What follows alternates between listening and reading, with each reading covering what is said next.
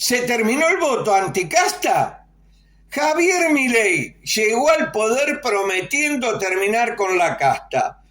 Pero ahora distintas encuestas muestran que parte de quienes lo votaron empiezan a sentir que esa promesa se está desdibujando. Según estudios recientemente, el caso Adorni y las denuncias que rodean al gobierno generan malestar, especialmente entre los que lo votaron eligiendo a Milei por rechazo a la política tradicional.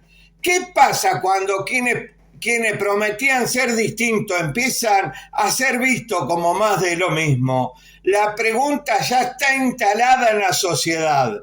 ¿Se rompió el pacto anticasta? Comenta tu opinión y suscríbete, por favor.